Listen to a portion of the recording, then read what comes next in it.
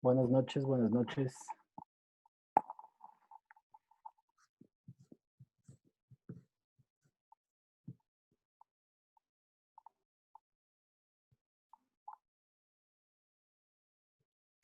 Buenas noches. Buenas noches. Hola Jorge, ¿cómo estás? Bienvenido, doctor Durán, bienvenidos, muchas gracias. Disculpen habernos esperado un poco. Hola, hola. ¿Se escucha? 1, 2, 3. Sí, doctor, sí le escuchamos fuerte y claro, muchas gracias, buenas noches, gracias. Marcio dice que si lo pueden dejar entrar. Ya entró Jorge, gracias, ya lo estoy viendo. ¿Allá? Ajá. Ok. Hola Marcio, perdonen, disculpen, al parecer hubo un inconveniente técnico al principio para comenzar esta reunión, así que les pido disculpas de antemano a todos, a ustedes y a todos los asistentes. Javier, buenas noches. Entre Por amigos no hay favor, que pedir disculpas, déjate hombre. Hola Julito, ¿cómo estamos? Buenas noches. ¿Me Hola, das Marcio. ingreso, mijo? Buenas noches.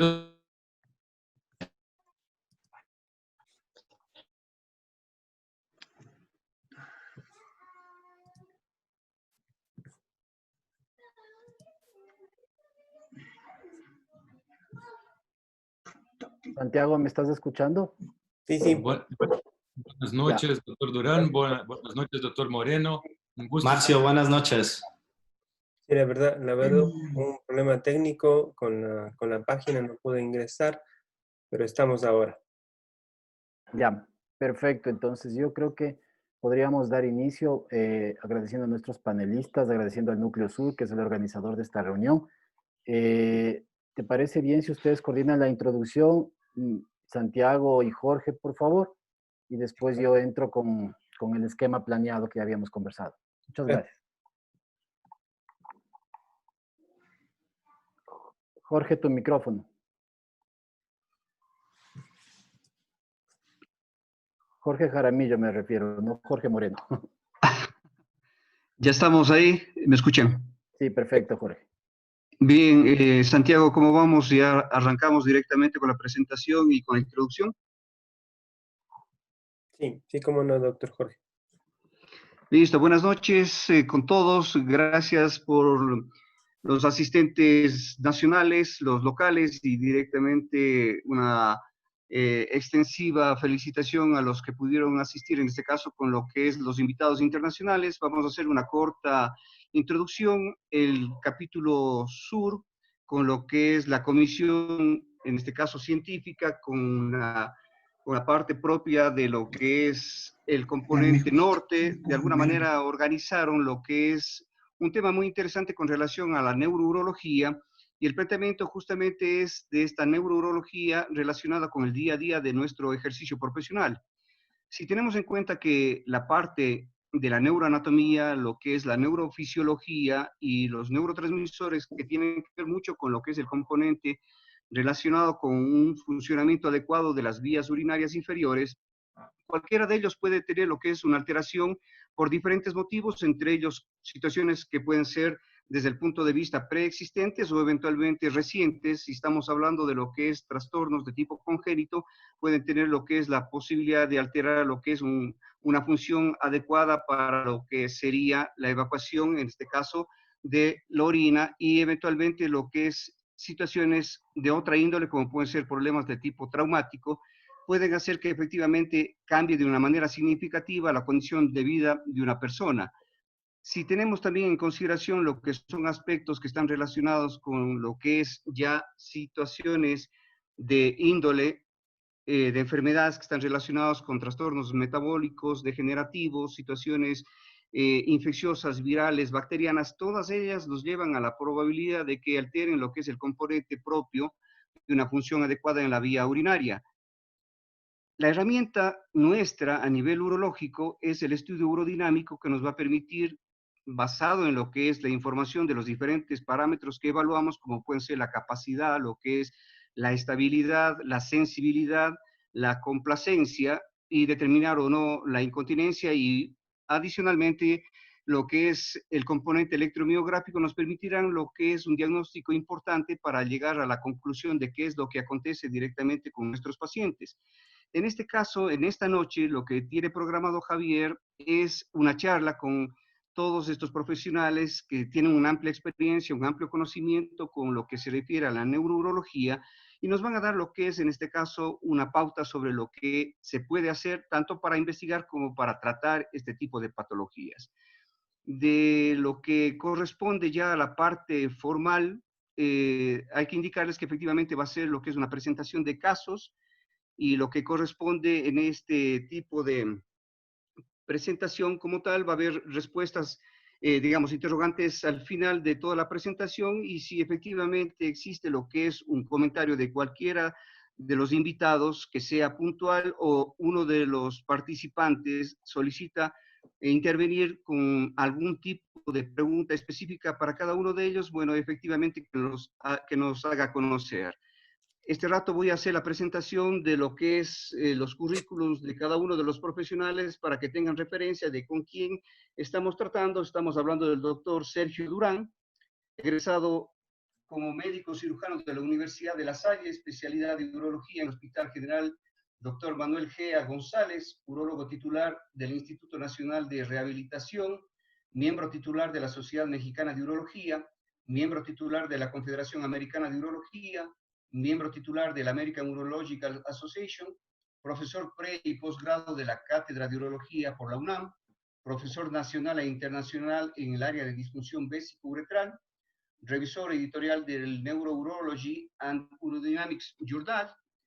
Tenemos en este caso también al doctor Marcio Averbeck, máster doctorado en Ciencias de la Salud de la UFC SPA, beca clínica de Neurourología, Innsbruck University, Austria, miembro del Comité Directivo de Estandarización de Terminología de la Sociedad Internacional de Continencia, secretario de la Sociedad Internacional de Neurourología, miembro del Comité de Relaciones Internacionales de la Sociedad Brasileña de Urología, coordinador de Neurourología, Unidad de Video Urodinámica, Hospital Moinhos de Bento, Porto Alegre, Brasil.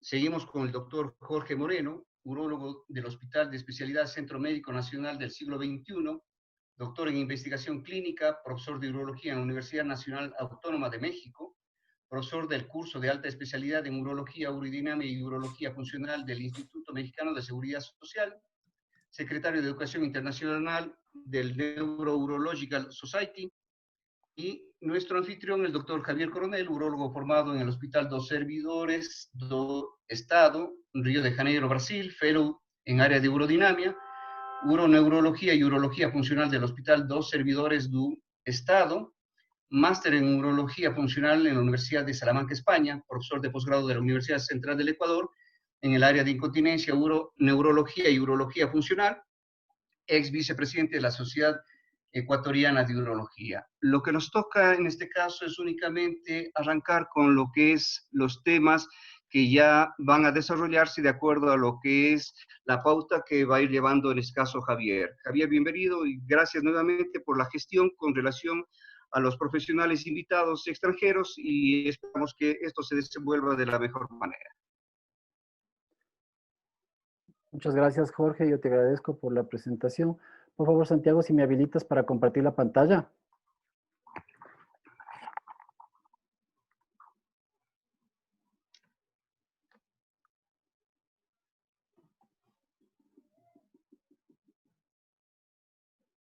Ok, ¿están viendo mi pantalla ahí? Sí. Ya, perfecto. Bueno, comienzo por agradecer. Buenas noches con todos. Gracias a los panelistas que tenemos. Son panelistas de lujo realmente. Ustedes han escuchado los currículums de cada uno de ellos. Realmente es un gran honor tenerlos aquí con nosotros, hacer parte y que ellos hayan aceptado. Son muy gentiles y bastante sencillos y considerados, porque yo los he visto, los conozco, a pesar de que no he guardado mucha intimidad en algunas veces, pero sé quiénes son y la calidad de personas que ellos son. Espero tratar de estar un poco a la altura de la calidad de panelistas que tengo enfrente, ¿sí? No voy a negar que me da un poco de miedo, pero bueno, vamos. Vamos a conversar un poquito. Les voy a presentar. Esta charla va a ser enfocada en la presentación de 4 casos clínicos y voy a tratar de hacerlo lo más dinámica posible. Por favor, a los 3 panelistas, yo voy a ir haciéndoles preguntas uno por uno. en el sentido de tratar de extraer lo mejor que pueda de ustedes y que sea práctico para todos. Eventualmente, no voy a repetir la misma pregunta para todos, pero si es que alguno de ustedes quisiera complementar la pregunta del otro, yo les pido que por favor lo haga, ¿sí? Entonces, vamos con el caso número 1. Es un paciente de 82 años, de sexo masculino, con un Karnofsky aproximadamente entre 60, 70, un 70%. Antecedentes de Parkinson hace 15 años en tratamiento con levodopa a hipertensión arterial. Es un paciente que refiere desde hace 8 años que hay frecuencia urinaria aumentada, diurna como nocturna, y que en los últimos 2 años se torna más incómoda por la presencia de urgencia, incontinencia de urgencia ocasional, tenesmo vesical, chorro vesical disminuido. Al examen físico hay un tacto rectal, una próstata de 60 gramos, con un buen tono esfinteriano anal, y existe una buena capacidad para contraer el suelo pélvico. Jorge, quiero preguntarte a ti, con estos antecedentes que tenemos, con esta historia clínica que tenemos, todo paciente que tiene parkinsonismo, necesitamos diferenciar el tipo de parkinsonismo que es. ¿Por qué, Jorge? ¿Por qué es importante esto? Bueno, básicamente porque distintos síndromes parkinsónicos, sobre todo los que tienen un comportamiento más agresivo, si no los identificamos a tiempo, pudiéramos tomar decisiones que van en contra del paciente. Este específicamente, bueno, ya tiene una historia larga, pero específicamente de los síndromes parkinsónicos hay que diferenciar con la atrofia de sistemas múltiples, que es un cuadro mucho más agresivo. Normalmente en ella preceden los síntomas urinarios a la enfermedad neurológica, a contrario del Parkinson, que normalmente vienen los datos parkinsónicos y luego la actividad, los síntomas urinarios. Y sobre todo, si en algún momento se decide operar, ¿sí? El pronóstico, si es que fuera una atrofia de sistemas múltiples y operas, es muy malo el pronóstico para el paciente a comparación si fuera una enfermedad de Parkinson común. ¿Qué otras cosas, aparte del tiempo de evolución, Jorge, tú consideras y preguntas a un paciente para diferenciarlo justo de la atrofia multisistémica? Pues normalmente la sintomatología del parkinsónico normal tiende a tener síntomas del almacenamiento. En el otro tiene más síntomas, puede tener más síntomas del vaciamiento. A la hora de hacer estudios dirigidos, normalmente el volumen residual en la atrofia de sistemas múltiples suele ser aumentado. En el Parkinson, normalmente el volumen residual es de normal a bajo, ¿sí? Y, digamos, siendo muy puristas, y si tenemos la herramienta mediante la videourodinamia o en la realidad, al menos en mi país, que se piden muchos uretrocistogramas, es que en una veríamos el cuello vesical abierto en la atrofia de sistemas múltiples y en el Parkinson el cuello vesical cerrado. Okay. Jorge, y respecto al examen físico, pensando en la posibilidad de una cirugía que estoy pensando yo, ¿qué te interesa saber? ¿Qué es importante saber respecto a eso? Creo que el punto clave está en la exploración genital. Sobre todo realizar el reflejo vulvocavernoso y evaluar cómo está el arco reflejo S2 y S4 y verificar que el paciente tenga una contracción voluntaria del piso pélvico son factores, determinantes para tomar decisiones clínicas. Ok, perfecto. Esta es la sintomatología de nuestro paciente, tiene un IPSS de 23. Estos son los datos del paciente. Al eco es una próstata de 100 gramos, es un eco pélvico por vía abdominal, una vejiga de paredes engrosadas y no hay residuo posmisional. En la flujometría que tenemos ahí, tampoco hubo residuo posmisional posterior. Es un diario miccional que nos muestra una frecuencia de 8 veces, con nocturnas 3 veces, un promedio por micción de 168 ml y un 38% de diuresis nocturna. Marcio, quiero hacerte una pregunta. Con estos datos que tienes tú ahora, ¿tú ya tratarías enseguida o tú crees que se puede prescindir de una urodinamia en un paciente con Parkinson? Buenas noches a todos. Doctor Coronel, creo que es muy importante hacer hincapié en la importancia del diario miccional, una vez que es la única herramienta que tenemos hoy para el diagnóstico de poliuria nocturna. Entonces, acá como el porcentaje de orina producida en la noche es superior a los 33%, tenemos este diagnóstico y deberíamos empezar con medidas conductuales. Entonces, restringir la ingesta de líquido vía oral después de las 6 de la tarde es algo que deberíamos siempre intentar. Y cuando no obtenemos éxito, hay que considerar la terapia con el hormonio antidiurético. En cuanto a los síntomas del tracto urinario inferior, creo que las guías internacionales, no solo las guías de HPV y síntomas en pacientes, en varones sin enfermedad neurológica subyacente, sino también las guías de neurourología, soportan la idea de obtener informaciones para clasificar los síntomas predominantes. Entonces hay que tener en cuenta si los síntomas predominantes son síntomas de vaciado, si hay factores de riesgo para la progresión de la enfermedad, deberíamos intentar la terapia combinada con alfa bloqueadores, inhibidores de 5-alfa reductasa. Si no hay factores de riesgo para la progresión de la enfermedad, podríamos intentar empezar con alfa bloqueadores, lo que de acuerdo con comprendí, ya ha sido hecho. Entonces, si persistimos con síntomas de almacenamiento, pese al tratamiento con medicinas para los síntomas predominantes de vaciado, hay que pensar en antimuscarínicos y también en la posibilidad de beta-3 agonistas. Pero una vez que hay una enfermedad neurológica asociada, hay que planear una urodinamia. No es algo mandatorio hacerla ahora, sino hay que discutir con el paciente para alinear las expectativas en cuanto a la terapia que ha sido prescrita. Entonces, yo pensaría en urodinamia invasiva para este paciente para comprender un poquito mejor lo que se pasa y por qué hay urgencia por la quiuria y síntomas también de almacenamiento. Ok. Esta es la urodinamia que nosotros tenemos, ¿sí? Doctor Durán, de acuerdo a estos hallazgos de urodinamia, ¿usted nos podría comentar un poquito qué hallazgos de urodinamia, más bien dicho, viendo esta urodinamia, qué diagnósticos usted ya se está planteando y qué tratamiento usted ya estaría pensando en hacer en este paciente, por favor?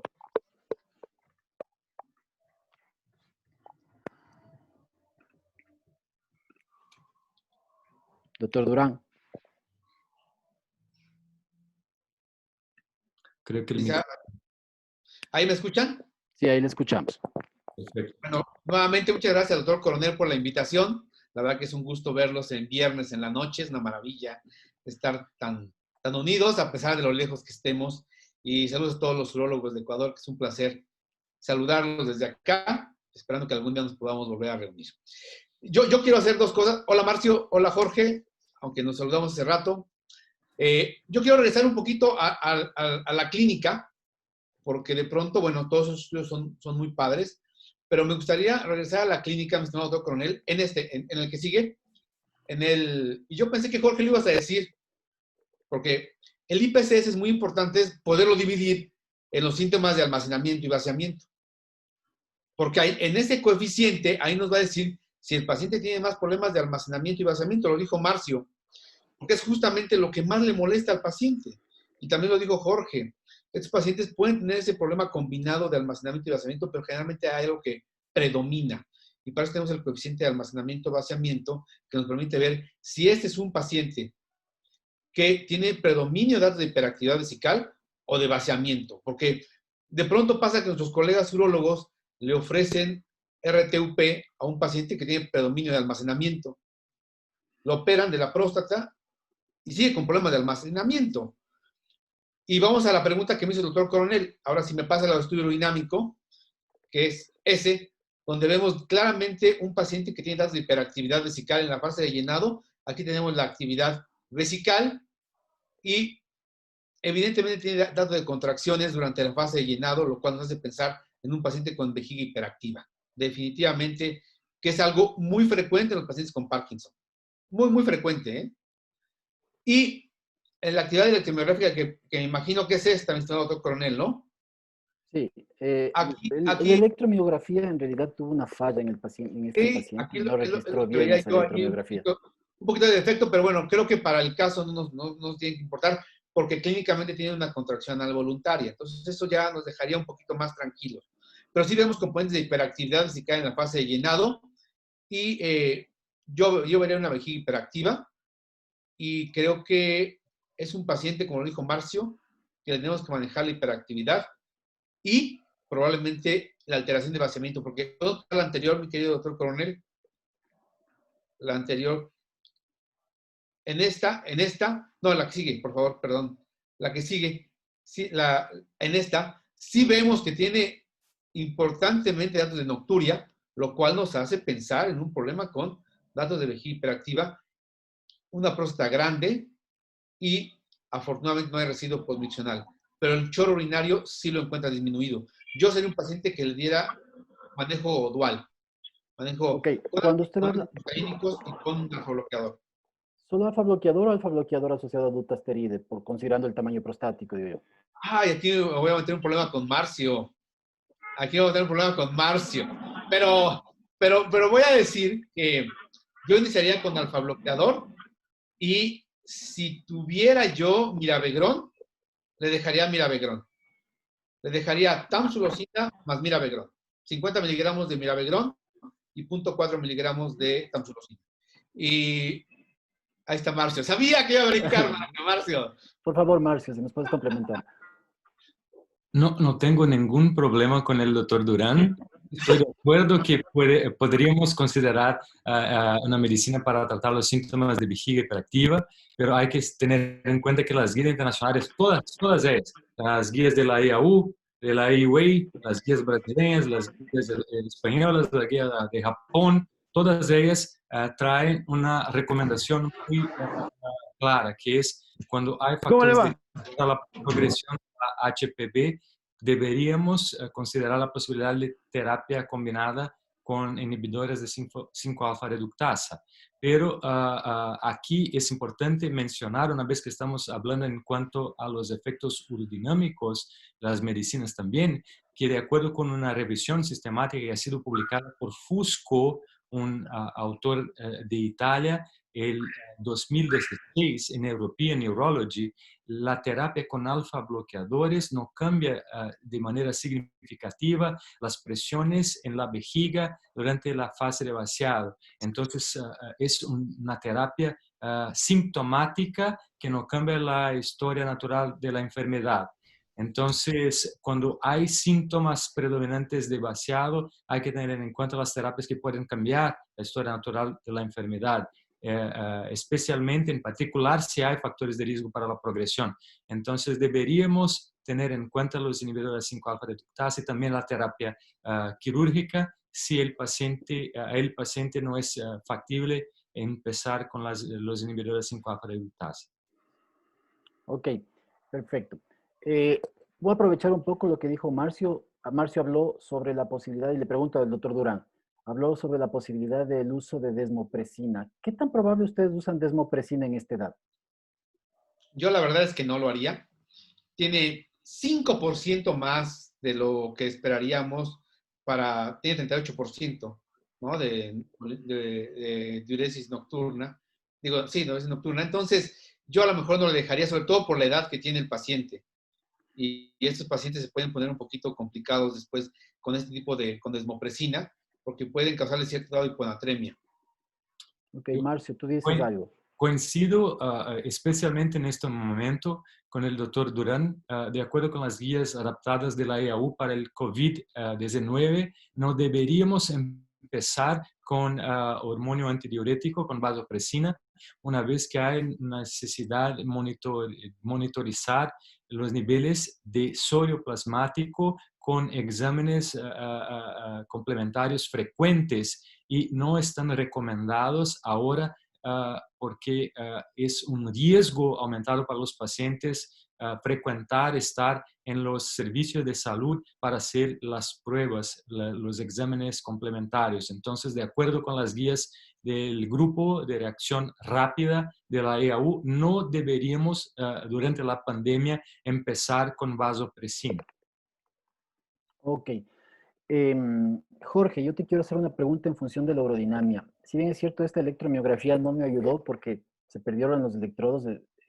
Yo en realidad muchas veces tengo esa dificultad a veces con los electrodos de superficie cuando se hace urodinamia.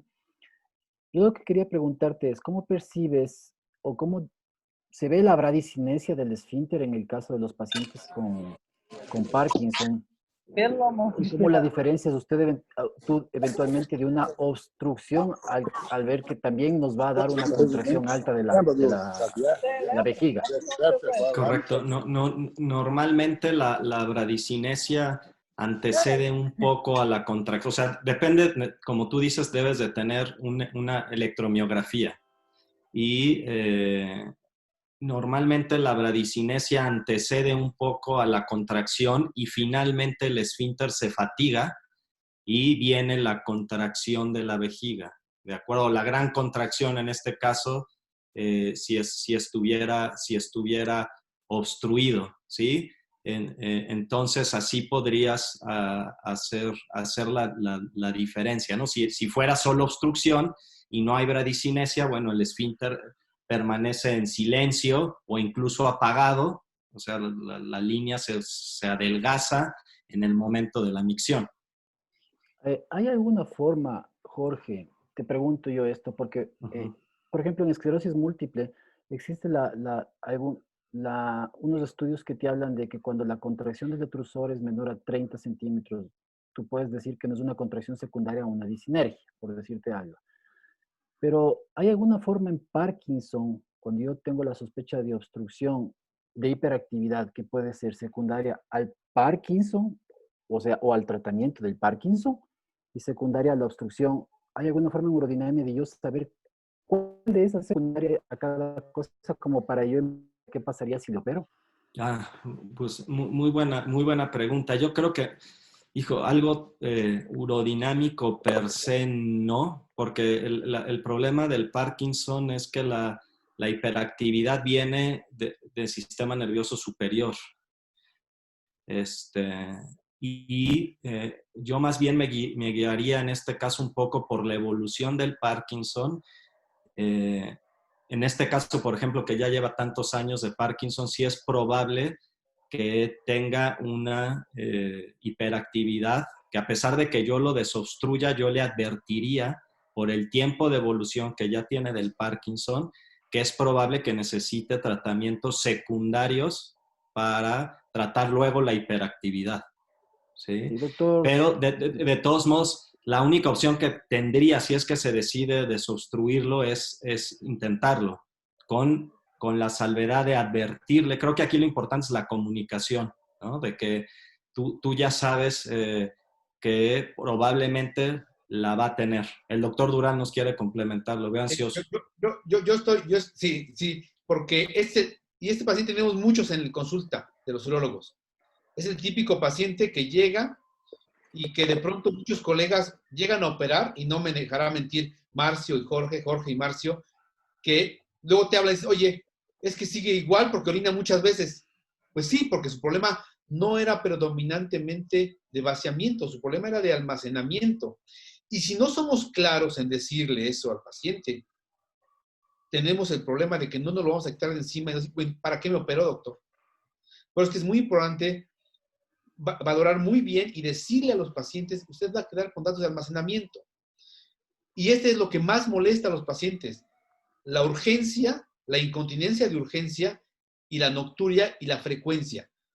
Porque el chorro de orina, como ya lo han llevado más o menos bien, no les molesta tanto. Pero los datos de hiperactividad vesical, eso sí que le afecta la calidad de vida.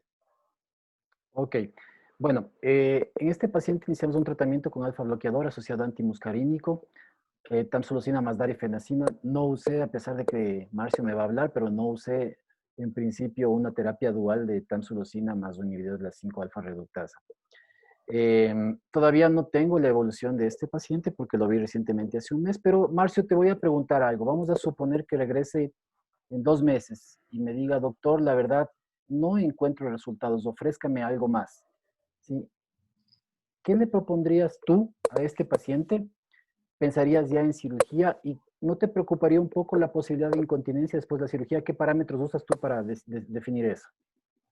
Es una pregunta muy relevante y me gustaría solamente añadir un comentario en cuanto a la pregunta que, para dejar más claro, es como, ¿qué viene primero, el pollo o el huevo, ¿no? Como se dice aquí en Brasil, pero no sé si es el mismo en la TAP. Es importante tener en cuenta que la hiperactividad detrusora puede ser algunas veces secundaria a la obstrucción de cámara de salida, pero sino también a la enfermedad neurológica, en el caso del Parkinson.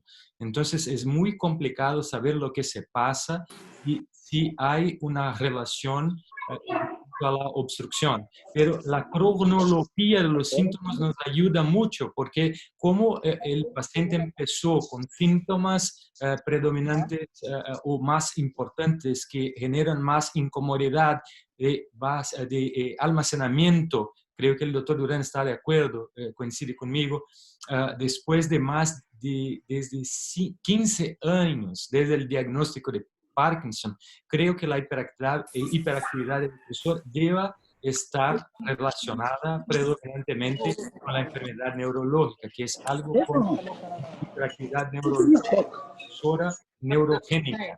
Entonces es muy complicado decir lo que la referencia que muy importante que me recuerdo ahora es un artículo que ha sido publicado por Staskin en el Journal of Neurology hace más de 10, 15 años, en lo cual propone que si el paciente, cuando hacemos el tacto rectal, puede contraer voluntariamente los músculos del piso pélvico. Entonces, el riesgo de incontinencia es muy, muy bajo. Creo que no deberíamos dejar de evaluar si las contracciones del piso pélvico voluntarias son posibles, si es factible para el paciente contraer voluntariamente el piso pélvico. Es una información muy sencilla que es muy importante para que nosotros podamos definir por la terapia quirúrgica en pacientes que presentan síntomas refractarios a las terapias farmacológicas. Ok, bueno, justamente hablando de eso que tú nos dices, este es el trabajo que tú estabas mencionando, en el cual se hicieron algunas pruebas y fíjense, 5 de cada 6 pacientes que estaban continentes en el preoperatorio y que tenían pobre respuesta al tacto rectal o a la contracción pélvica se tornaron incontinentes después de la cirugía, cuando apenas 1 de 24 pacientes que tenían control esfinteriano normal tuvieron incontinencia postoperatoria. Entonces es un examen sencillo, básico que se puede hacer. Marcio, aprovecho para preguntarte algo. Vamos a suponer que a este paciente yo lo voy a operar. Entonces yo le voy a hacer una cirugía, le voy a desobstruir para aliviar la obstrucción. ¿Qué te parece al mismo tiempo poner toxina botulínica ya que lo voy a meter a quirófano? ¿O te esperas mejor? Creo que es mejor esperar un poco porque hay que alinear las expectativas con el paciente una vez que yo soy muy conservador en mis opciones de terapia. Entonces, en el caso de decidirnos conjuntamente por la RTU, por ejemplo, yo haría la RTU y después reevaluaría lo que se pasa con el paciente, porque podríamos hacer después fácilmente una aplicación en inyecciones de toxina botulínica en la vejiga en un segundo tiempo. Creo que es algo un poco controverso hacerlas en el mismo tiempo de la RTU, pero me gustaría oír del doctor Jorge y también del doctor Sergio cuáles son sus pensamientos al respecto, porque es una pregunta relevante. Sí, yo coincido contigo, Marcio, que primero yo prefiero hacer las cosas en 2 pasos, porque si la hiperactividad estaba condicionada por por la obstrucción, puede ser que mejore y a lo mejor estamos sobretratando al paciente. Y en este caso que fuera neurogénico necesitaríamos aplicar 200 unidades y puede ser que 20%, 25% podría caer en retención de orina y él va a ir con la esperanza de que se va a desobstruir para mejorar su forma de orinar y puede quedar con esta secuela. Yo quiero regresar a la primera pregunta, doctor Coronel, que es que llega el paciente y le dice, doctor, es que no estoy a gusto con cómo estoy orinando. Y ahí me gustaría preguntar si no está a gusto, si sus síntomas son almacenamiento o vaciamiento. Si son almacenamiento, entonces es un paciente que claramente no tiene que ir a una cirugía de RTU. Ese paciente si está con tamsulosina y dalfenacina, le cambio a dejarle tamsulosina con mirabegrón, que sabemos que tiene y justamente actúa en la fase de almacenamiento y algunos pacientes mejoran de manera muy importante. Yo tengo pacientes así, que inclusive han mejorado sus problemas de vaciamiento de manera de almacenamiento muy importante con el mirabegrón. Si sus problemas son de vaciamiento más que de almacenamiento, entonces hay que llevar una cirugía de RTUP. Y yo, en lo personal, con ese volumen de próstata, yo le haría un green light. Por la edad, por el volumen prostático, por su menos morbimortalidad y por el sangrado que me va a meter en menos problemas. Y después de ello, si sigue con datos de almacenamiento, le dejo mirabegrón. Ok. Bueno, nosotros aquí en el Ecuador no tenemos mirabegrón, por eso es que estoy usando darifenacina en el caso de él. No tenemos mirabegrón, no tenemos esa dicha todavía. No sé si llamarle dicha porque todavía no tenemos experiencia en eso, pero no Pero ya tenemos verán cuando mirabegrón. llegue, es bastante bueno. Ok, perfecto. Vamos al segundo caso. Segundo caso es un paciente de 30 años de sexo femenino con diagnóstico de esclerosis múltiple a los 29 años de edad. Tiene una capacidad funcional adecuada, ya es activa, está trabajando, realiza una vida normal de acuerdo a eso. Tiene un cuadro de frecuencia urinaria aumentada, de urgencia misional, tenesmo vesical ocasional e incontinencia de urgencia. Ella se había hecho una urodinamia, se había hecho esta urodinamia en el 2008. Marcio, quiero preguntarte una duda que yo la tengo. Esta urodinamia es hecha antes de los consensos mayoritarios que fueron para calibrar de acuerdo a la presión atmosférica. Con ese nuevo consenso, ¿cuánto cambia o qué patología cambia en cuanto a resultados y a propósito de tratamiento al realizar una calibración a la presión atmosférica? Creo que es una pregunta también muy importante porque si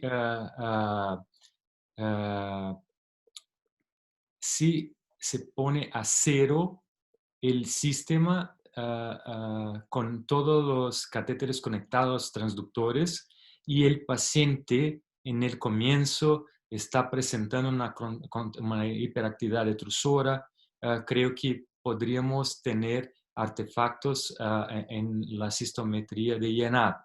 Otra cosa que puede pasar es que muchas veces si hay contracciones rectales que no son infrecuentes en pacientes con disfunción neurogénica del tracto urinario inferior, una vez que puede haber disfunción neurogénica intestinal asociada, también se puede detectar artefactos en la sistometría de llenado. Entonces, son por estos motivos que las guías de buenas prácticas en urodinamika de la ICS tienen en cuenta que deberíamos poner a cero con el sistema a la atmosfera y después conectar los catéteres. Y aquí, en este caso, como podemos claramente ver que no solo el catéter intravesical, sino también el catéter abdominal están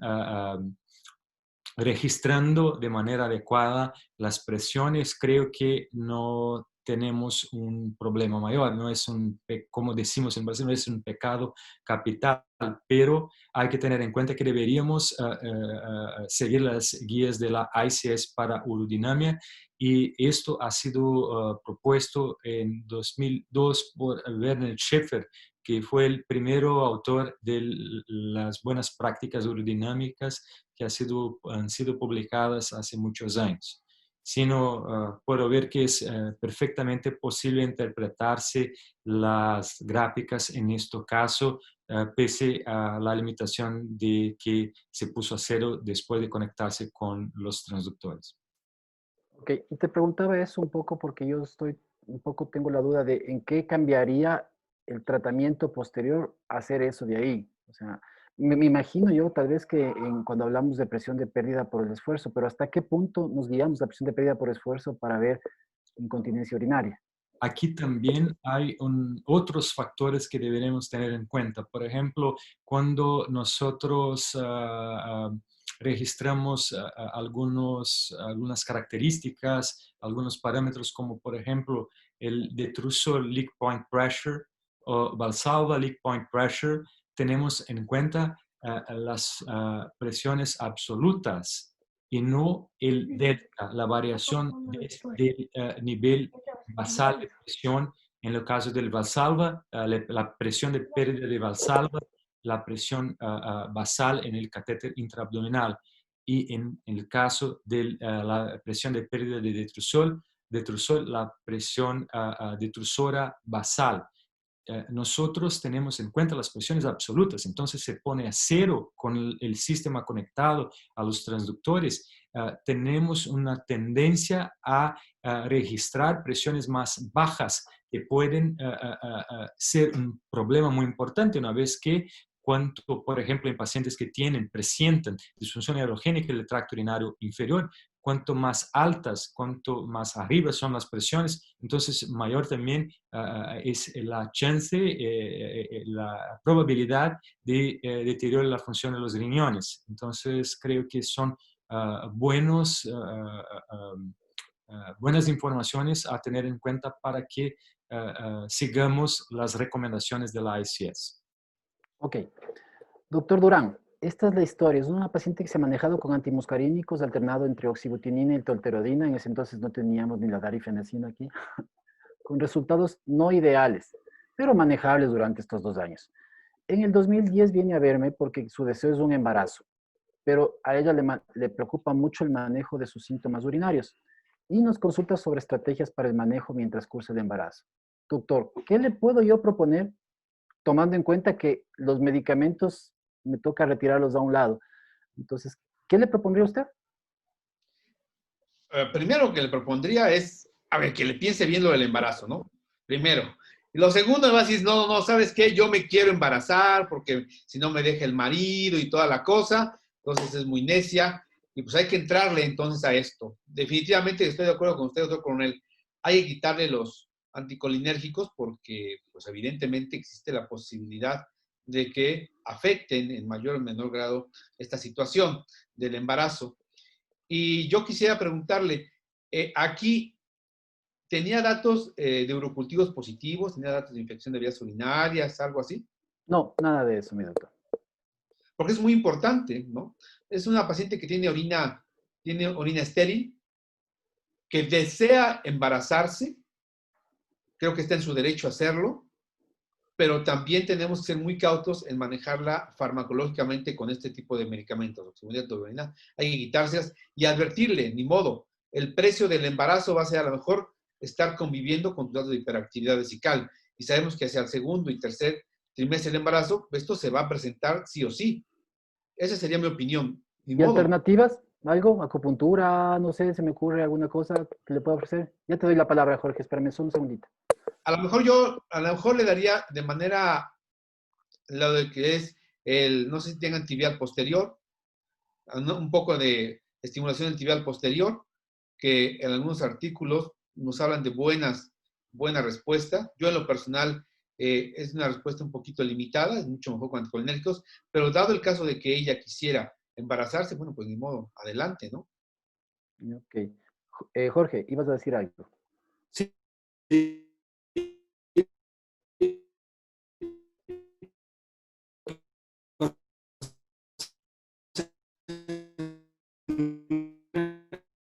En realidad no tiene, las opciones son pero bueno, sí, yo creo que definitivamente es un riesgo el uso de medicamentos. Y en este caso de Parkinson también hay que hablar muy bien con el neurólogo porque va a suspender sus medicamentos o le cambiarán algunos de sus medicamentos,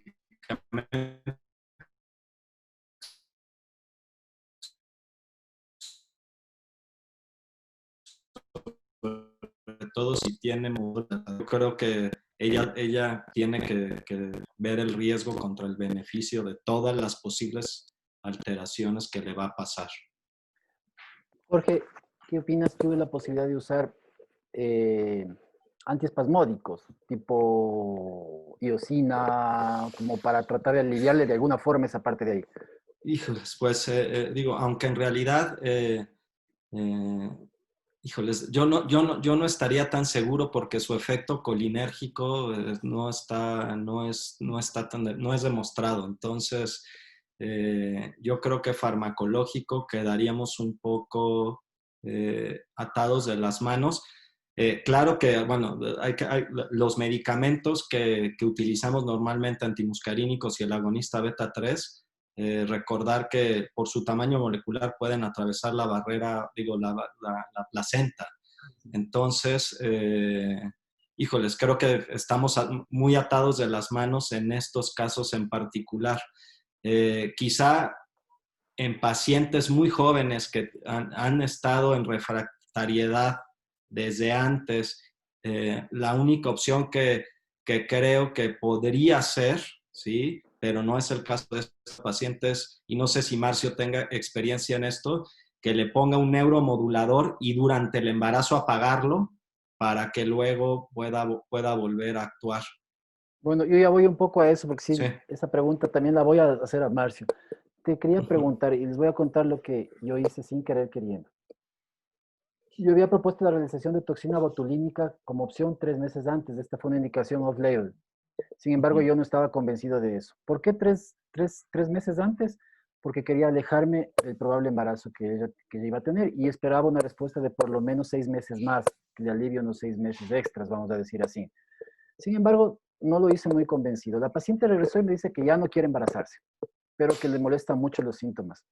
Y decide que le ponga toxina botulínica. Le coloco 100 unidades de toxina botulínica porque, como ustedes vieron en urodinamia, ella mantiene una micción sin residuos. Entonces yo no quería que me haga residuos. A pesar de que tiene una leve disinergia, no tiene micciones con residuos. Entonces le puse 100 unidades de toxina botulínica. 2 meses después se embarazó. Como que estuvo hasta planificado por ella, porque como yo tenía miedo, ella tomó la decisión. No hubo complicaciones, pero no acudió a controles después del embarazo. Pierdo el rastro, pero sé que llegó a buen término el embarazo. ¿Sí? Entonces, en función de esto, les quiero mostrar algunos datos. Fíjense, este es un estudio patrocinado por Allergan y ese es el conflicto de interés que tiene. Fueron 574 embarazos que se pusieron a toxina botulínica sin desearlo, vamos a decir, 50% por indicaciones estéticas que se estaban haciendo y después se enteraron que estaban embarazadas. 96% de los casos ocurrieron antes de los 3 meses o durante el primer trimestre de embarazo.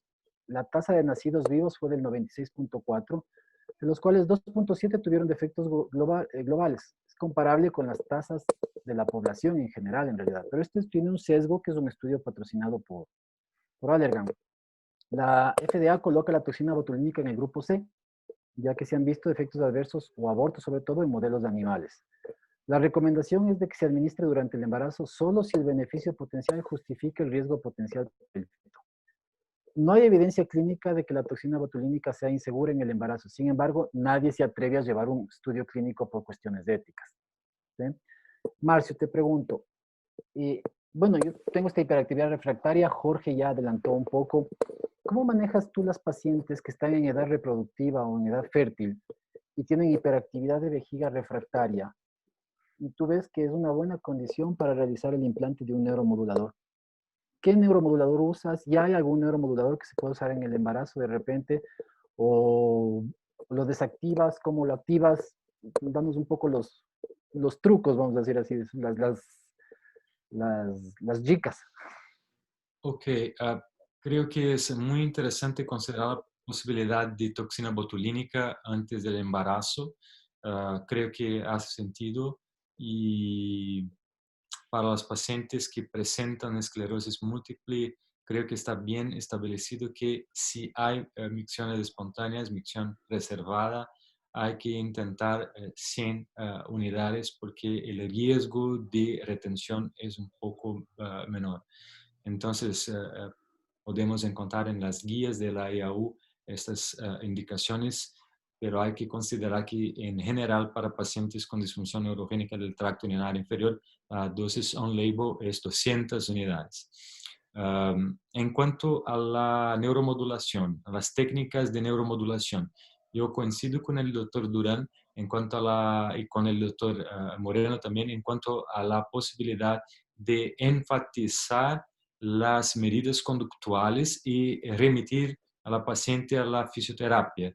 Entonces, podríamos intentar no solo la terapia no invasiva con la estimulación del nervio tibial posterior, que tienen un nivel de evidencia más elevado con la estimulación percutánea, pero acá en Brasil debo decirles que en muchas situaciones hay la posibilidad de empezar la estimulación con electrodos de superficie, que también demuestran ser algo efectivo. Hay que tener en cuenta que el nivel para sugerir que esto es una conducta efectiva es un poco más bajo en comparación a la estimulación percutánea.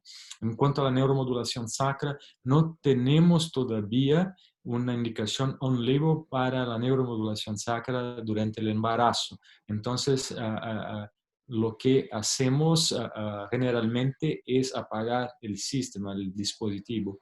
Y algunas veces con mis pacientes, cuando apagamos el sistema, los pacientes vuelven a la oficina diciendo que, ok, doctor, decidí que voy a empezar con la neuromodulación sacra, voy a activar el dispositivo porque los síntomas están muy peores y creo que deberíamos hacer algo. Entonces, las pacientes regresan a la oficina con el sistema activado para saber si es posible mantenerlo así.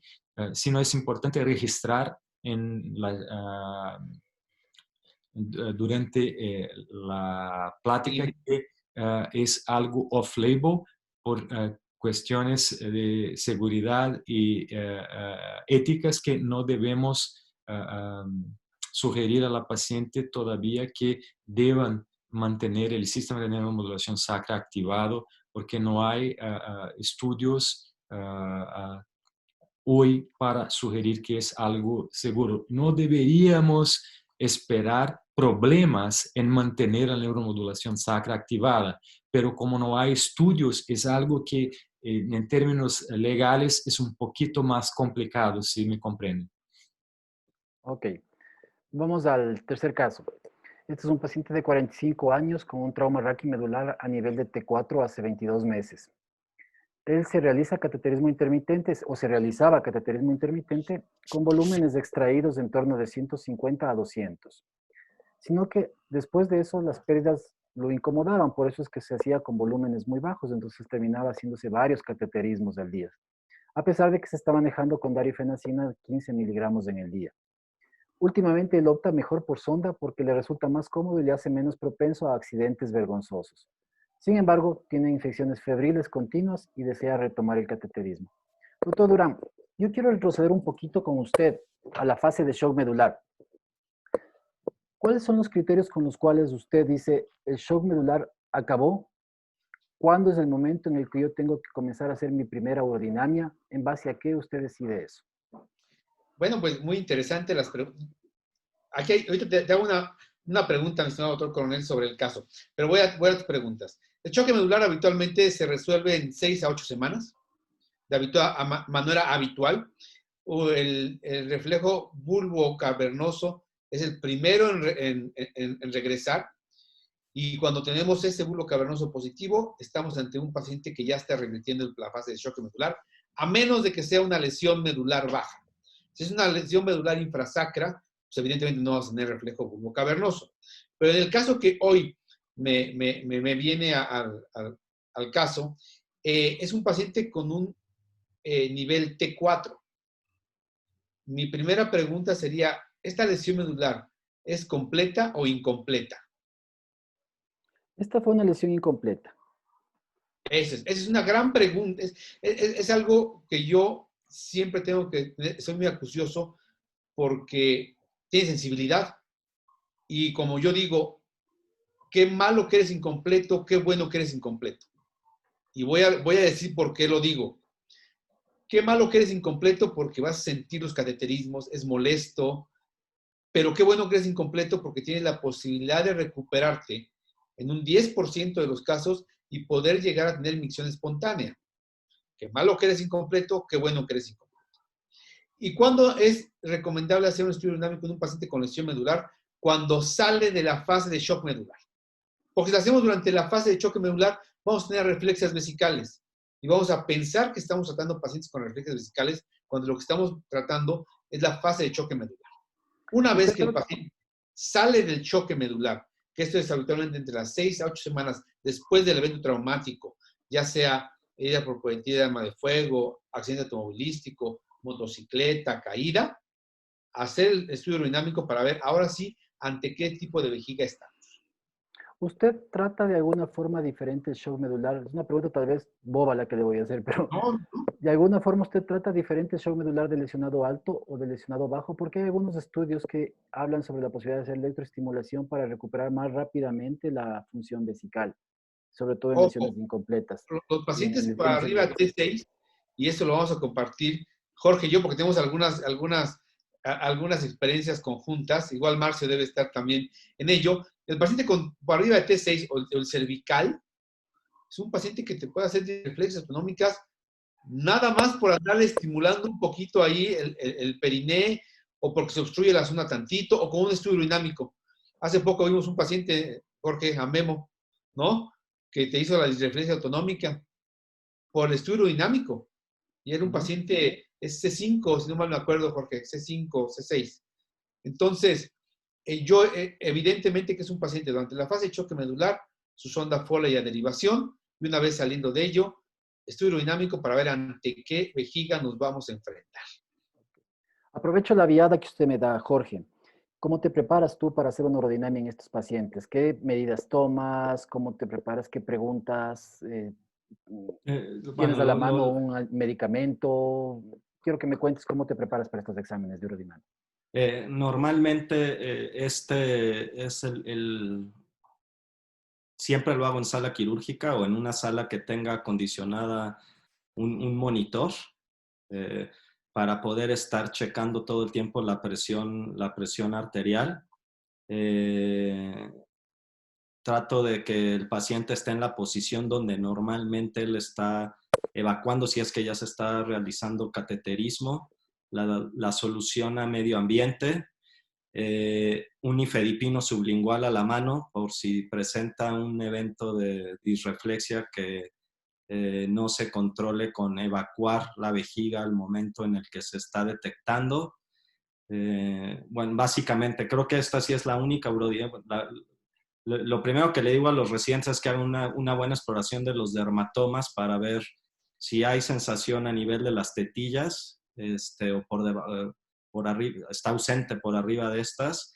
Es uno que desde el principio les digo, este paciente no me lo vayan a programar. Nosotros tenemos una sala de urodinamia que no está aunada a un quirófano y esos pacientes específicos se van al quirófano una vez al mes que tenemos la disponibilidad.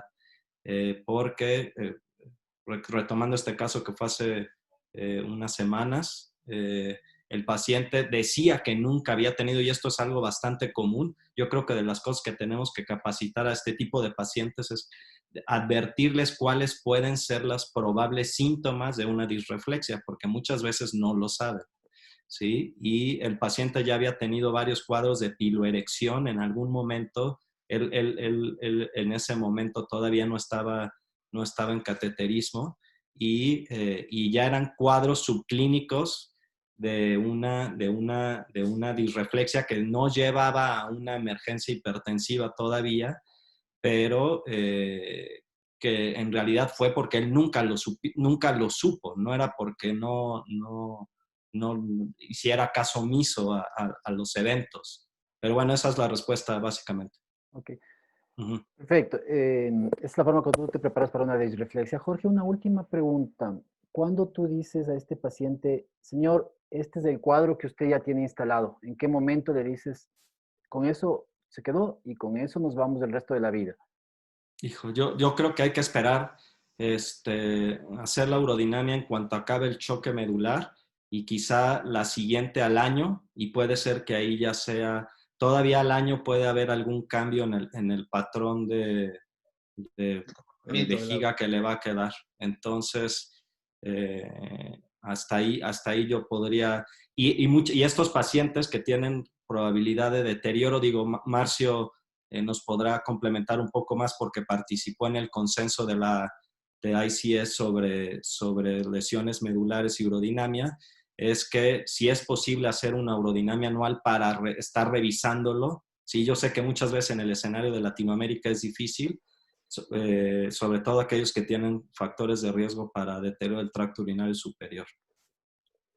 Seguro, Jorge. Creo que aquí es muy importante hacer hincapié si hay la lesión en nivel superior a T6 y el paciente presenta signos o síntomas sugestivos de disreflexia autonómica. Entonces deberíamos, la primera cosa a hacer como mensaje a llevar a la casa, abrir inmediatamente los catéteres para vaciar la vejiga, que es la primera cosa a hacer. Y si el paciente persiste con hipertensión, considerar, como Jorge ha mencionado, el nifedipino sublingual. Pero si hay signos o síntomas como, por ejemplo, bradicardia, hipertensión arterial, mareos, sudoración, algo que el paciente presenta en cuanto se lleva a cabo la cistometría de llenado, hay que suspender la cistometría inmediatamente, abrir los catéteres y proceder al vaciamiento de la vejiga inmediatamente. Esto es muy importante y debemos siempre tener en cuenta que la tasa de infusión en estos pacientes, creo que el doctor Durán y el doctor Moreno van a coincidir conmigo, debe ser muy baja, como 10 o 20 mililitros por minuto, no más de 20 en pacientes con lesiones en nivel superior a T6, doctor Durán. Sí, totalmente de acuerdo, porque inclusive si se llena demasiado rápido o que estuviera demasiado fría, es otro de los puntos. Con eso disparan, ¿eh? Y disparan durísimo. Y como dice bien Marcio, lo dice Jorge, porque traje el caso de Memo ahorita, pero en ese momento suspender y referirlo a tanto volumen, presenta disreflexia autonómica, porque tú ya tienes eso como una capacidad cistométrica máxima de ese paciente que puede estar teniendo. Ok, esta es la urodinamia del paciente. Podemos ver que es un paciente que llega más o menos a 250 ml y comienza a presentar una contracción del detrusor elevada asociada a una alteración electromiográfica que podría sugerir una disinergia detrusor esfinteriana asociada a una hiperactividad a los 250 ml. Lo llamativo de esto es que el paciente, después de que orina esto, al realizar maniobras de percusión púbica, tenemos contracciones reflejas. Y el paciente orina 170 ml de 250 ml.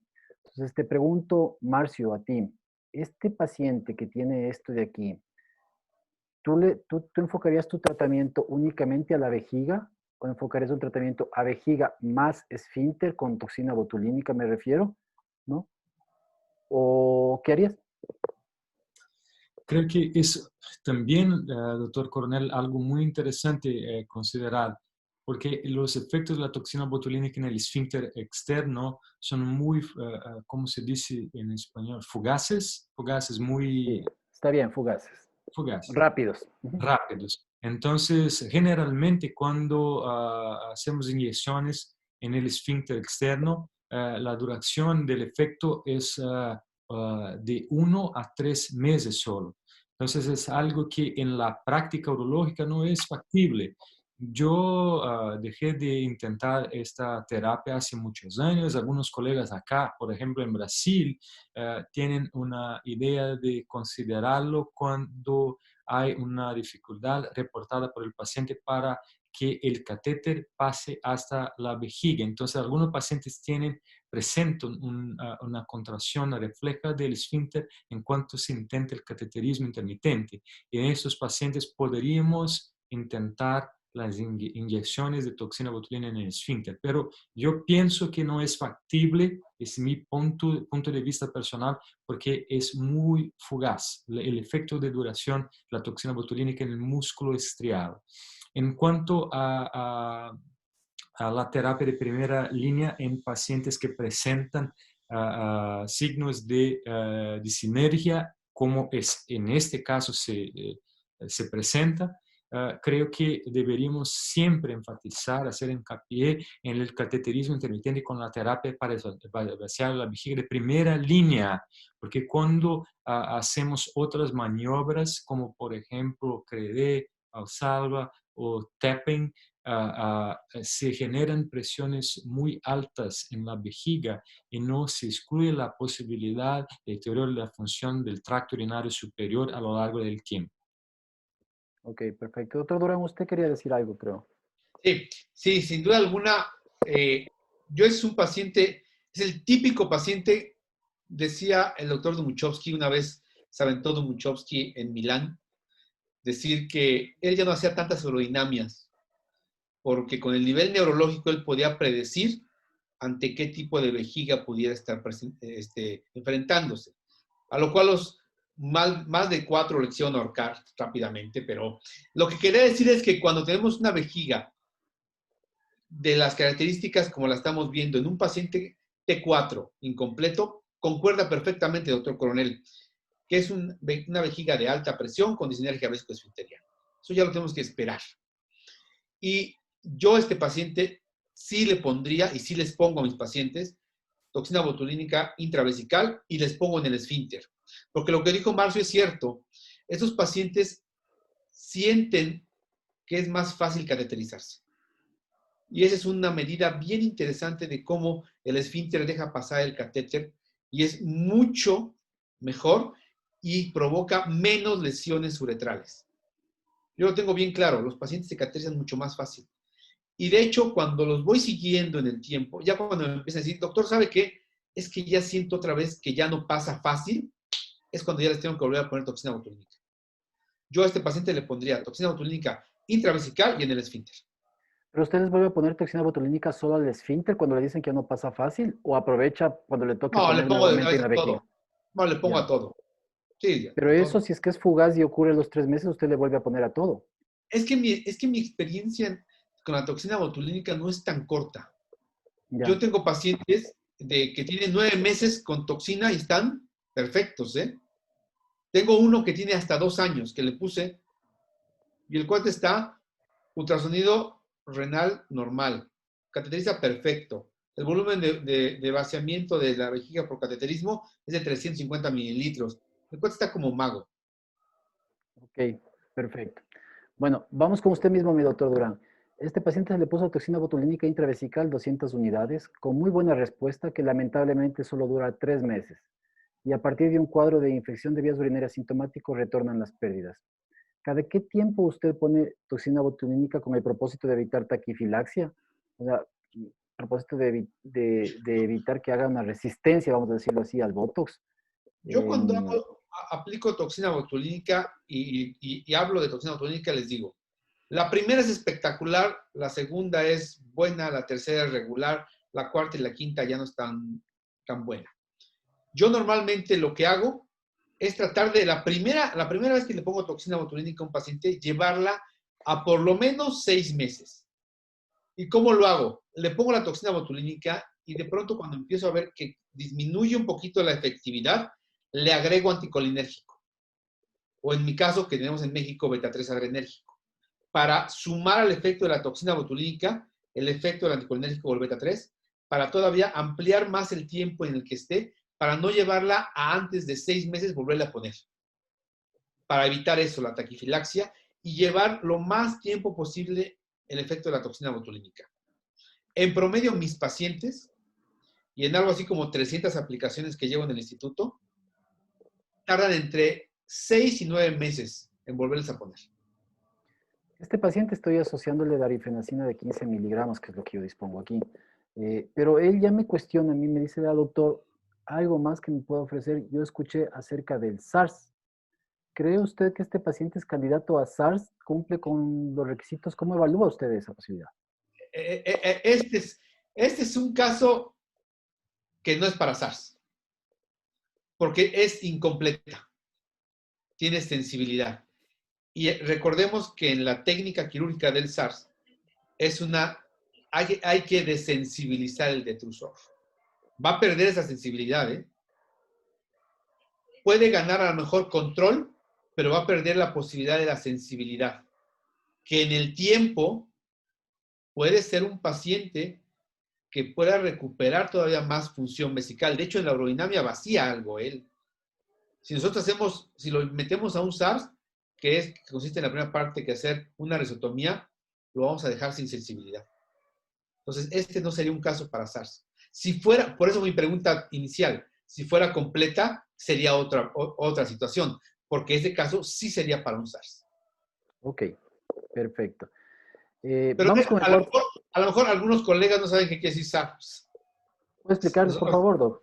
Sí, el SARS es Sacral Anterior Root Stimulator. Es un estimulador de raíces sacras anteriores que lo que se hace es una cirugía a nivel sacro, en donde se hace una desensibilización de las raíces sacras y las motoras se les colocan unos electrodos que van a una bujía que se pone en el hipocondrio derecho.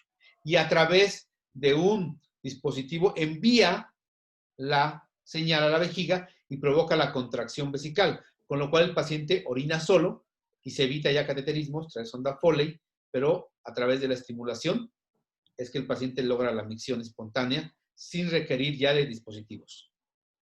Ok, perfecto, muy bien. Y vamos con el último caso. Este es más cortito porque me propuse hacerlo en 1 hora para no cansarles a ustedes, considerando también que Marcio está a 2 horas más que nosotros. Este es un paciente de 64 años, sexo masculino, con antecedentes de cirugía por CA de recto hace un mes con una anastomosis a nivel coloanal. Desde entonces se encuentra en retención urinaria con uso de sonda vesical permanente. Es referido para urodinamia, la misma que se realiza sin sonda abdominal por el antecedente reciente y por solicitud del médico coloproctólogo de él. Vamos para acá. Esta es la urodinamia de ese paciente. Jorge, te voy a hacer unas preguntas a ti. ¿Cómo orientas tú un cateterismo en un paciente con sensibilidad conservada? ¿En qué difiere del paciente que no tiene sensibilidad? ¿Qué instrucciones tú haces diferentes o qué le recomiendas para poder manejar eso y que sea tolerable hacer eso? Mira, de modo inicial, real, al menos que tuviera mucha molestia, porque luego puede ser que no le cause tanta molestia hacerse el cateterismo. Podría utilizar a lo mejor, aquí tenemos disponible un lubricante que tiene anestésico. Y quizá esa sería la única diferencia real. Por ahí preguntaban también sobre el cateterismo. Yo creo que la realidad, por costos, al menos todavía en mi país, que no lo incluye la seguridad social, es que el cateterismo limpio en un paciente bien capacitado y que lo está llevando bien y no se está infectando debe ser la opción antes de recurrir a lo mejor al cateterismo estéril o los dispositivos de un solo uso. Pero bueno, aquí evidentemente tu pregunta es importante. Tienes que orientar muy bien al paciente a lo que le está pasando, porque entra por una cirugía colorectal y ahora la noticia es que se tiene que cateterizar. Ya desde ese hecho, ¿sí? Y le implica un choque, digamos, anímico, ¿no? Entonces, yo creo que, bueno, mi sentir es que bien capacitado, el paciente, bueno, lo va a adquirir y en casos contados, quizá el gel con anestésico. ¿Y qué opinas del uso de alfa-bloqueadores? Hay quienes sugieren usar alfa-bloqueadores Sí, para estos casos. Digo, es una opción, cualquier, con el fin de disminuir la resistencia del tracto de salida. Yo tengo la percepción que muchos lo inician también con el fin de ver si al reducir lo más posible la obstrucción, no solo para el cateterismo, sino para una posible recuperación de la función de la vejiga en el caso del varón, pudiera ser una opción. Ok. Yo particularmente tengo mucha dificultad en pacientes con sensibilidad conservada de que admitan un cateterismo a largo plazo, para serte sincero. Y muchos terminan optando por una sonda permanente. ¿Qué es mejor si es que fuera ese el caso? Yo procuro que eso no ocurra. O sea, trato en lo posible de que eso no ocurra, pero al final a veces ellos deciden eso. ¿Qué es mejor en una sonda permanente? ¿Cistostomía o uretral? Yo creo, en mi experiencia personal, creo que es cistostomía. La sonda uretral causa muchos más, las dos van a causar infección, pero al menos la incidencia de infecciones asociadas a testículos, a orquiepididimitis y sobre todo pacientes que se van literalmente abriendo la uretra por el uso a través del pene. Yo creo que si no queda opción, yo creo que un mensaje también para llevar a casa es cualquiera derivación total es la última opción, ¿sí? Pero si hay que escogerla, prefiero la cistostomía, no sé los demás. ¿Y qué opinarías tú de la posibilidad de hacer un Mitrofanov, por ejemplo? El Mitrofanov podría ser una opción, pero al final es un cateterismo, ¿sí? Entonces, si el paciente, yo no sé si está tan comprometido, al menos lo que yo he visto de los Mitrofanovs que hemos hecho es, primero los tenemos en cateterismo transuretral, ¿sí? Y si vemos que está bien apegado a ese tipo, le ofrecemos hacerle el Mitrofanov, porque al final va a ser un cateterismo. Aquí, habrá que evaluar mucho también la edad, la composición, o sea, que sí realmente está indicado por hábitus corporal, etcétera, hacer el cateterismo. Ya nos ha tocado pacientes que finalmente les hacemos el Mitrofanov y deciden dejarse la sonda permanencia, pero por el Mitrofanov, ¿sí? Entonces, aquí hay que sí estar, es una cosa muy particular para cada paciente. Ok. Doctor Dura, ¿cómo maneja usted las expectativas de este paciente? ¿Qué le dice usted? ¿Usted se va a recuperar? ¿Usted no se va a recuperar? ¿Usted, de acuerdo a la cirugía que le hicieron y a lo que ven los hallazgos urodinámicos, usted puede predecir un poco qué porcentaje él podría recuperar en cuanto a la micción espontánea, me refiero sobre todo? ¿Cómo hace usted, cómo maneja a estos pacientes? Porque es una cosa que los angustia y quieren saber ellos de alguna expectativa. Es que quiero hablar un poquito de la cistostomía que dejó Jorge. Ok. La cistostomía es una derivación urinaria que hay que evitarla lo más que se pueda. Yo, en el instituto de más de 1000 pacientes con vejiga neurogénica, en 18 años yo he hecho a lo mejor 10 cistostomías. ¿Y cuáles han sido mis indicaciones? Las tengo muy claras. 1, problema de estenosis de uretra. Pacientes en hipospadias, como dijo Jorge, que se va abriendo en forma muy importante. 3, que el paciente no pueda o no quiera cateterizarse, que caemos en este paciente. Que diga, ¿sabe qué, doctor? Pues yo no quiero porque me duele. Entonces, a lo mejor ahí estará la indicación de hacer una cistostomía. Ahí está. Y voy a la pregunta que me acaba de hacer el doctor Coronel. ¿Qué le digo? Evidentemente estamos ante un paciente que su cirugía fue una cirugía de cáncer de recto, ¿sí? Cáncer de recto. Lo cual lo lleva ya a liberarlo del problema oncológico. Primero la vida y luego la función. Y esto es una secuela de ello. Tengo un par de pacientes con esta situación. Entonces, hay que enseñarles muy bien que primero la vida, porque el cáncer lo iba a matar. Y ese es un problema secundario, que hay que manejarlo de la mejor forma posible entre nosotros dos. Y que la recuperación es muy probable que no se dé. Es muy probable que no pueda volver a orinar solo. Pero que eso solamente el tiempo nos lo va a ir diciendo. Ok. Marcio, en función de esta urodinamia, ¿cómo tú manejarías? Tiene una compliance aparentemente reducida, con una presión de 40 centímetros a los 600 ml. ¿Qué tan creíble es esa compliance, tomando en cuenta que no estoy usando catéter rectal?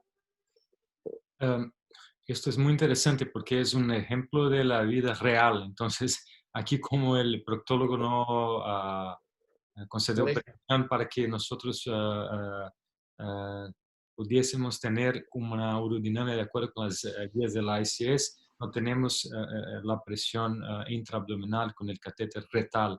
Entonces, no podemos afirmar nada en relación al compliance, porque es algo que puede ser solamente artefactual o relacionado a la posición del paciente durante la cistometría de llenado. Entonces, yo no estaría preocupado en cuanto al compliance, porque mismo que hubiera un compliance reducido, no parece acá que sea algo significativo. Hay que saber también dónde se dé el permiso para orinar. ¿Puede ayudarnos, doctor Coronel? Se le dio el permiso para orinar a partir de los 300 a 400 ml, se le dio el permiso para orinar. 400. Entonces, justamente allá donde hubo un aumento discreto en la presión intravesical que puede estar relacionada a una contracción miccional no efectiva. Entonces, aquí lo que deberíamos tener en cuenta es la posibilidad de hipoactividad retrusora neurogénica por una lesión neurológica periférica del plexo hipogástrico inferior, que probablemente es parcial, especialmente en particular si hay ganas de orinar durante la cistometría de llenado. Entonces es muy importante preguntar al paciente si hay o no ganas de orinar, mismo que ganas reducidas. Y en estos casos, como nosotros sabemos, desafortunadamente todavía no tenemos medicinas para tratar el tratamiento de la hipoactividad detrusora. No hay ninguna medicina que sea efectiva. Me recuerda la residencia médica en neurología hace muchos años, en la cual nosotros aquí en Brasil usábamos una medicina que se llama Betanecol. Creo que todos nosotros conocemos, ¿no? Sí, así es. Todos lo conocemos y nadie lo usamos. Sí. Y aquí en Brasil no hay más Betanecol porque es algo que después de hace muchos años las guías, por ejemplo, el International Consultation on Incontinence en otras guías internacionales han recomendado que no deberíamos usar Betanecol porque la dosis de Betanecol debe ser mucho más alta en comparación a la cual que estamos acostumbrados a usar en la práctica urológica, y algunas veces esta dosis más alta es cardiotóxica. Entonces, no es seguro usar Betanecol en dosis terapéuticas. Y aquí, si hay una sospecha de lesión neurológica periférica y parcial, podríamos considerar la posibilidad de fase de prueba de neuromodulación sacra, porque es la única terapia que podría ocasionalmente generar resultado en términos de micciones preservadas o regreso a la posibilidad de desarrollar micciones espontáneas, en este caso, claro, en lo cual hay una lesión neurológica secundaria a la cirugía coloproctológica. Muy bien, Marcio. Justo te iba a preguntar acerca de la neuromodulación. ¿Cuándo propones eso? ¿Cuánto te esperas? Porque es un paciente que podría recuperar. Sí, sí. Entonces, tengo como algunos pacientes que han sido sometidas a exenteración pélvica anterior y que han desarrollado retención en el postoperatorio después de la cirugía. Entonces, hay que tener en cuenta que como en todas lesiones neurológicas hay una posibilidad de mejoría espontánea en los primeros 12 meses, en algunos casos hasta los 24 meses después de la cirugía. Aquí en mi centro de disfunciones miccionales en el Hospital Muñoz de Bento, consideramos la fase de prueba con neuromodulación sacra desde los 12 meses en pacientes que comprenden las limitaciones inherentes, porque no podemos garantizar que que la terapia con neuromodulación va a hacer con que el paciente regrese con las micciones espontáneas. Hay que alinear las expectativas de los pacientes antes de indicar la fase de prueba, pero creo que es una terapia que hoy en día es factible porque está disponible en toda la TAM. Es posible considerar una fase simplificada con la inserción de electrodos más simples que se llaman PNE, de inglés que es Percutaneous Needle Evaluation. Yo tengo un pensamiento en cuanto a la fase de prueba que si es posible intentar la electroestimulación bilateral a la izquierda y a la derecha en los nervios sacrales S3 es mejor porque en algunos casos es muy complicado, muy difícil identificar una respuesta cuando se hace unilateral. Pero es algo un poco complicado porque no tenemos un nivel de evidencia tan alto en comparación a la indicación de neuromodulación sacra para otras indicaciones, como por ejemplo la vejiga hiperactiva idiopática o la retención urinaria no obstructiva en mujeres jóvenes con síndrome de Fowler sin enfermedad neurológica subyacente, o también sin olvidarme de mencionar la indicación de neuromodulación sacra en pacientes con incontinencia fecal idiopática, que es una indicación muy, muy buena para la neuromodulación sacra, en la cual la fase de prueba ha sido exitosa en 90% de los pacientes. Ok, muy bien. Bueno, yo creo que con esto terminamos. Quiero agradecerles su colaboración. He aprendido mucho con ustedes, se aprende mucho de ustedes. Creo que todos lo hacemos. Realmente ha sido un gusto y un honor haber llevado a cabo esta mesa redonda. No sé si ustedes tienen algún comentario final antes de terminar y dar paso a las preguntas. No, muchas gracias. Gracias por la invitación, doctor Coronel. Un maravilloso, maravilloso coloquio y me siento muy, muy contento de ver a mis grandes amigos Jorge, Marcio y a mi estimado doctor Coronel también en este momento. Muchas gracias por la invitación y algo de lo muy bueno que ha dejado esta pandemia es la forma en la que nos hemos acercado en toda Latinoamérica para hacer este tipo de experiencias.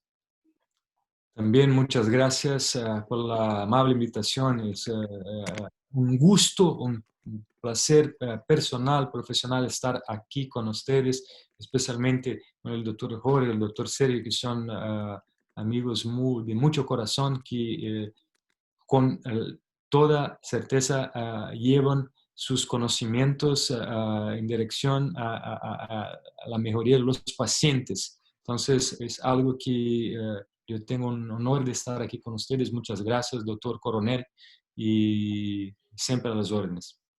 Gracias de nuevo a ustedes. Como les reitero, el gusto que ha sido para nosotros tenerles con nosotros, por esa deferencia que ha tenido con nosotros, con la Sociedad Ecuatoriana de Urología. Bueno, por esta cuestión de la pandemia todavía estamos un poco en ascuas para ver qué sucede con la CAU que se llevaría a cabo en nuestro país. En algún momento tendremos ya la decisión definitiva. Yo creo que podemos dar paso a las preguntas, si ustedes son tan gentiles, unas preguntas para cerrar el conversatorio. Muchas gracias a ustedes. Por favor, Santiago o Jorge, si nos ayudan con las preguntas. Santiago, ¿cómo estamos con lo que es, en este caso, la parte propia de las interrogantes que tienen los asistentes?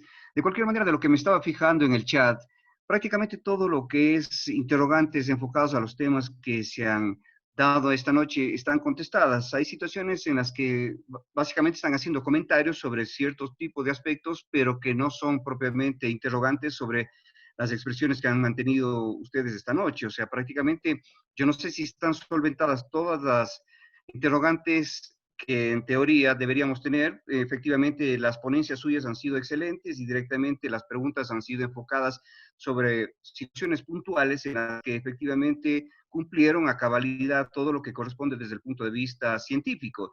En ese sentido, lo que estoy apreciando este rato algunos elementos adicionales que están este rato apareciendo en pantalla.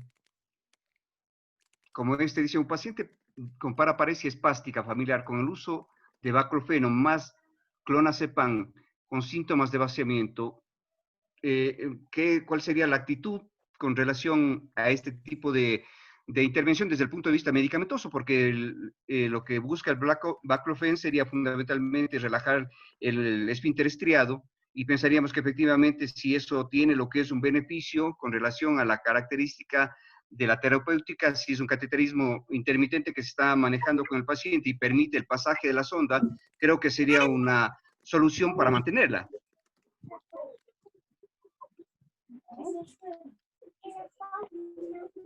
Oye. Perdón. Adelante, Jorge. No, te le vas a bien.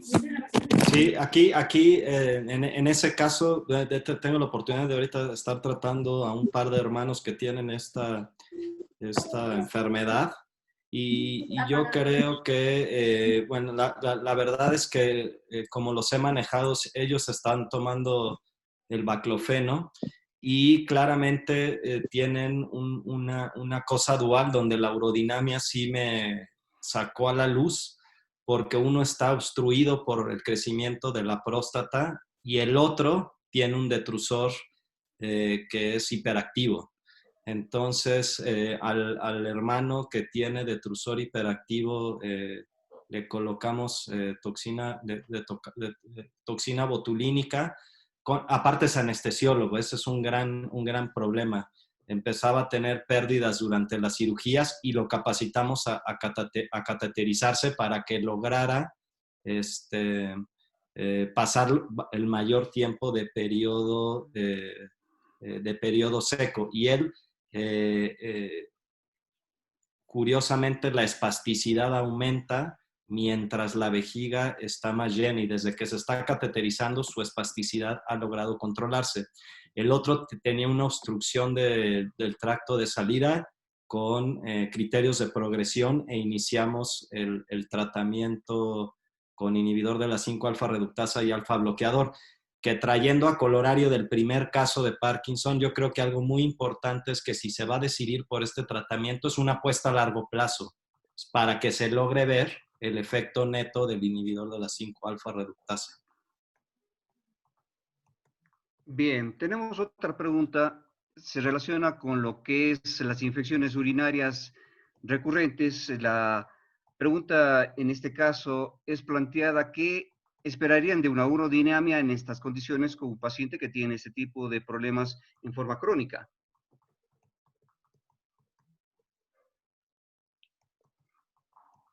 Marcio, ¿quieres contestar? Sí. Creo que es importante tener en cuenta que infecciones recurrentes no son una buena indicación de urodinamia. Hay que tener claridad en cuanto a la enfermedad subyacente. Entonces, si hay residuo postmiccional elevado, si hay síntomas del tracto urinario inferior, si hay signos de una enfermedad neurológica subyacente, sí hay que tener en cuenta que la urodinamia puede tener una buena indicación, pero si hay solamente infecciones recurrentes, especialmente en mujeres jóvenes no complicadas, no creo que sea una buena indicación de urodinamia en estas situaciones. Bien, otra pregunta se relaciona con lo que es la urodinamia mínimamente invasiva. Yo no sé si en esto se puede poner o añadir lo que es en este caso la urodinamia que sea ambulatoria. ¿Qué características o qué experiencia tienen al respecto?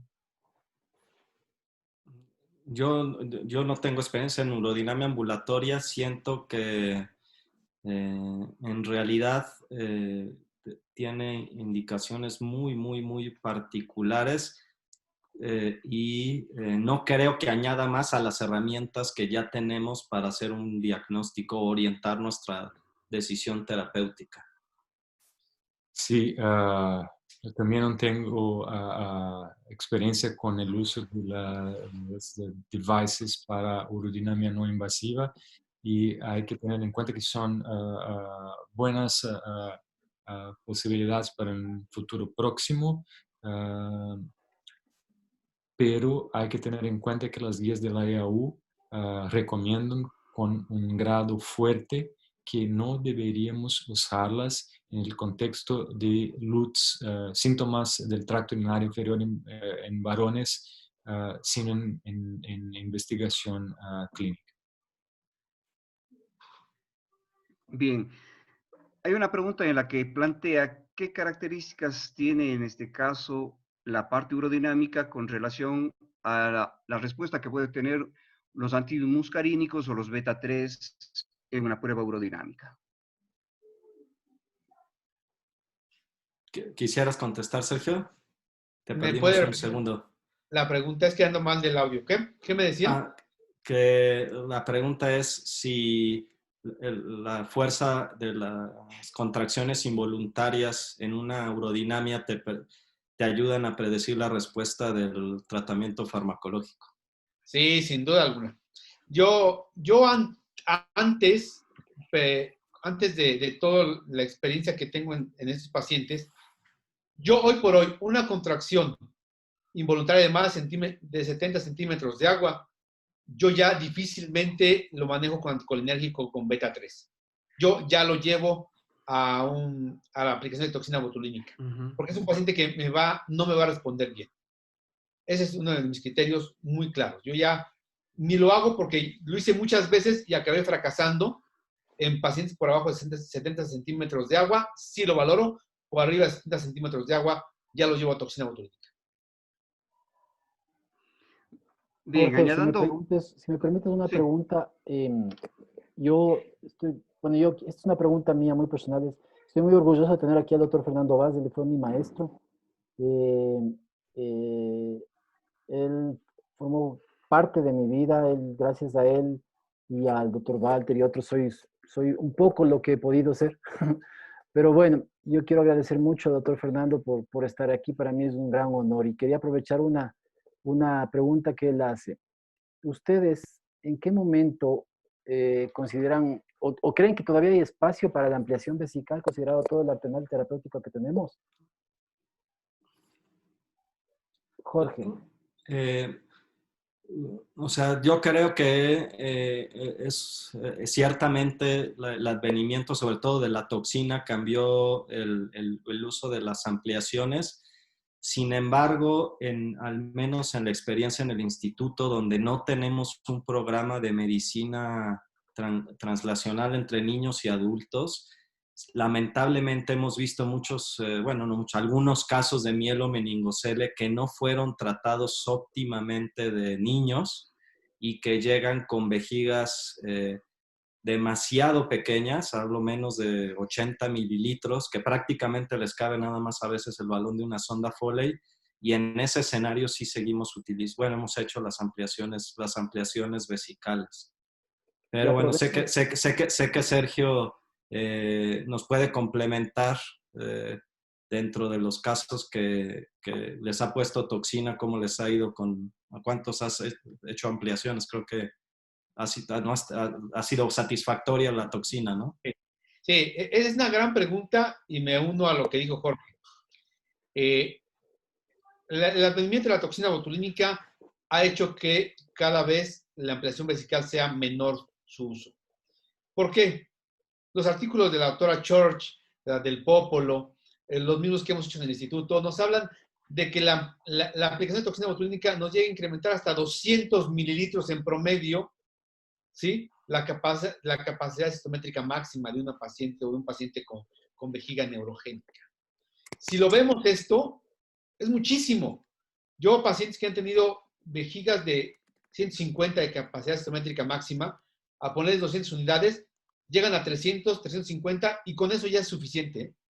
Así que las ampliaciones vesicales han sido cada vez menores. Y estoy de acuerdo con Jorge. Creo que el lugar que tienen hoy por hoy serían en esos pediátricos que tienen vejigas muy pequeñas y que desafortunadamente tienen que entrar a una ampliación vesical.